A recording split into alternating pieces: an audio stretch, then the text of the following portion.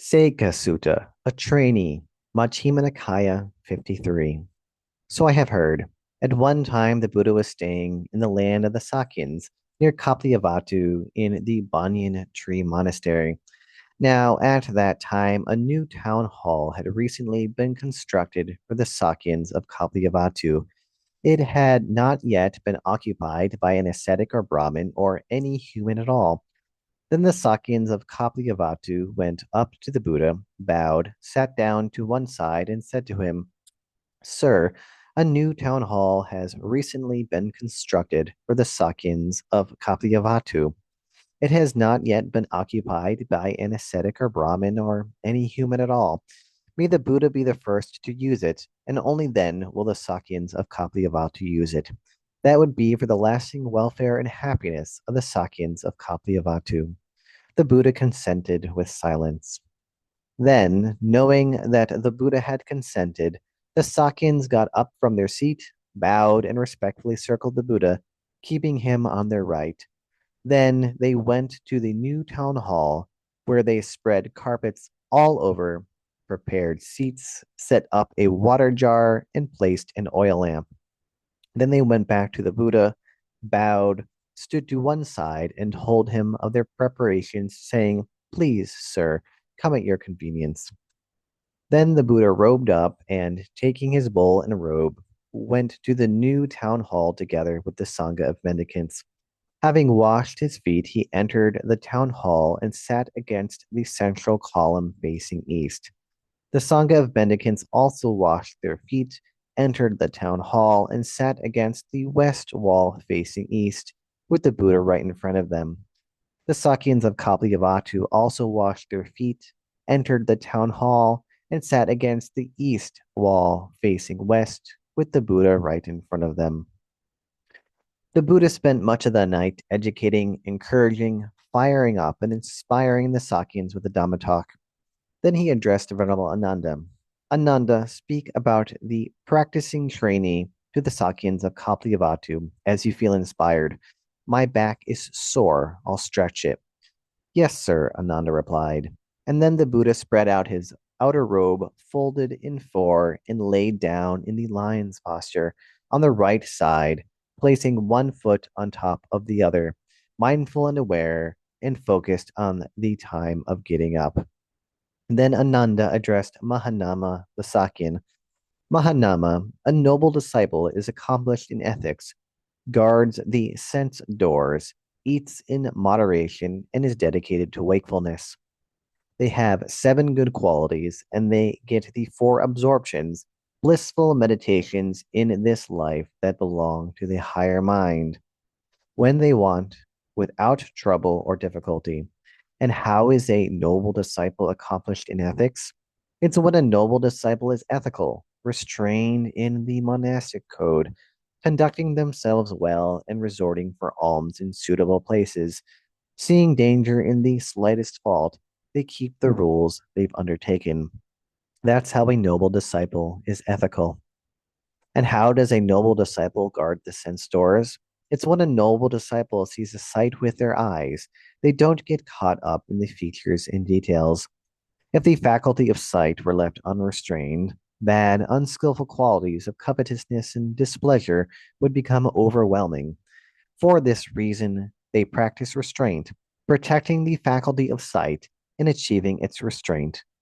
When they hear a sound with their ears, when they smell an odor with their nose, when they taste a flavor with their tongue, when they feel a touch with their body, when they know an idea with their mind, they don't get caught up in the features and details.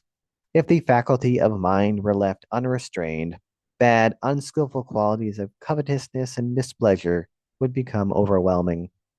For this reason, they practice restraint, protecting the faculty of mind and achieving its restraint. That's how a noble disciple guards the sense doors. And how does a noble disciple eat in moderation?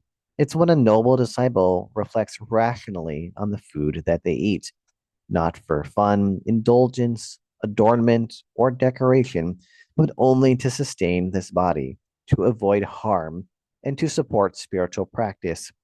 In this way, I shall put an end to old discomfort and not give rise to new discomfort, and I will have the means to keep going, blamelessness, and a comfortable abiding.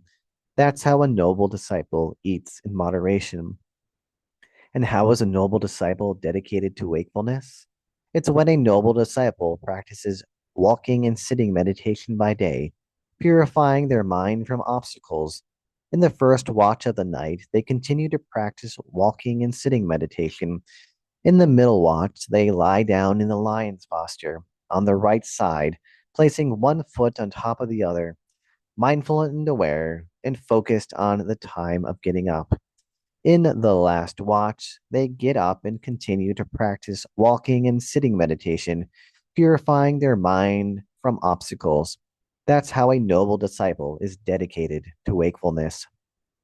And how does a noble disciple have seven good qualities? It's what a noble disciple has faith in the realized one's awakening.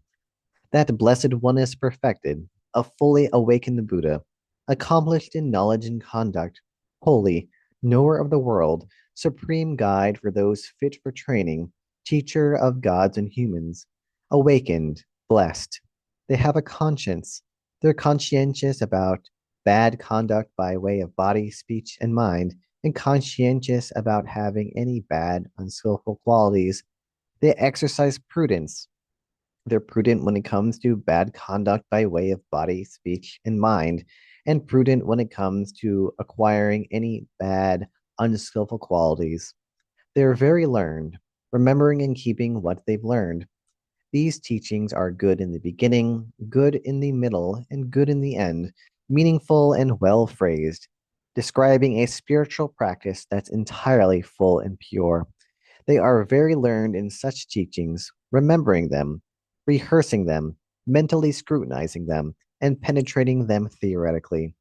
They live with energy roused up for giving up unskillful qualities and embracing skillful qualities. They're strong, staunchly vigorous, not slacking off when it comes to developing skillful qualities. They're mindful. They have utmost mindfulness and alertness and can remember and recall what was said and done long ago. They're wise. They have the wisdom of arising and passing away, which is noble, penetrative, and leads to the complete ending of suffering. That's how a noble disciple has seven good qualities. And how does a noble disciple get the four absorptions?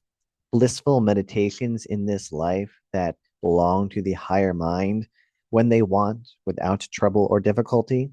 It's when a noble disciple, quite secluded from sensual pleasures, secluded from unskillful qualities, enters and remains in the first absorption, second absorption, third absorption, fourth absorption. That's how a noble disciple gets the four absorptions, blissful meditations in this life that belong to the higher mind when they want without trouble or difficulty. When a noble disciple is accomplished in ethics, guards the sense doors, eats in moderation, and is dedicated to wakefulness, and they have seven good qualities, and they get the four absorptions, blissful meditations in this life that belong to the higher mind when they want, without trouble or difficulty. They are called a noble disciple who is a practicing trainee. Their eggs are unspoiled and they are capable of breaking out of their shell, becoming awakened, and achieving the supreme sanctuary from the yolk.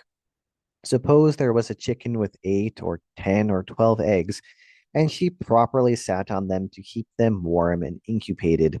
Even if that chicken doesn't wish, if only my chicks could break out of the eggshell with their claws and beak and hatch safely, still they can break out and hatch safely.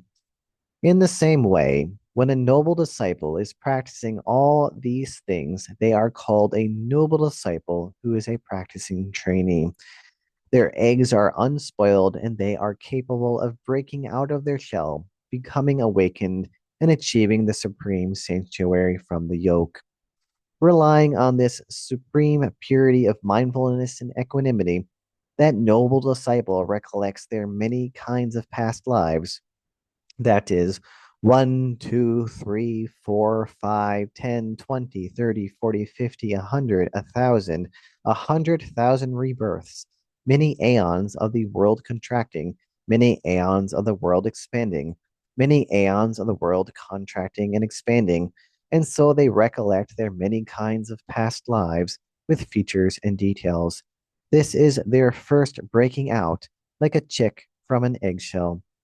Relying on this supreme purity of mindfulness and equanimity, that noble disciple, with clairvoyance that is purified and superhuman, sees sentient beings passing away and being reborn, inferior and superior, beautiful and ugly, in a good place or a bad place. They understand how sentient beings pass on according to their deeds. This is their second breaking out, like a chick from an eggshell. Relying on this supreme purity of mindfulness and equanimity, that noble disciple realizes the undefiled freedom of heart and freedom by wisdom in this very life, and they live having realized it with their own insight due to the ending of defilements. This is their third breaking out, like a chick from an eggshell. A noble disciple's conduct includes the following: being accomplished in ethics, guarding the sense doors, moderation in eating, being dedicated to wakefulness, having seven good qualities, and getting the four absorptions when they want without trouble or difficulty. A noble disciple's knowledge includes the following: recollecting their past lives, clairvoyance that is purified and superhuman, and realizing the undefiled freedom of heart and freedom by wisdom in this very life due to the ending of defilements. This noble disciple is said to be accomplished in knowledge and also accomplished in conduct and also accomplished in knowledge and conduct. And the divinity Sanankumara also spoke this verse. The aristocrat is best among people who take clan as the standard, but one accomplished in knowledge and conduct is best among gods and humans. And that verse was well sung by the divinity Sanankumara, not poorly sung, well spoken, not poorly spoken, beneficial, not harmful, and it was approved by the Buddha. Then the Buddha got up and said to Venerable Ānanda, "Good, good, Ānanda. It's good that you spoke to the Sakyans of Kapilavatthu about the practicing trainee." This is what Venerable Ānanda said, and the teacher approved. Satisfied, the Sakyans of Kapilavatthu approved what Venerable Ānanda said. Sadhu, sadhu, sadhu.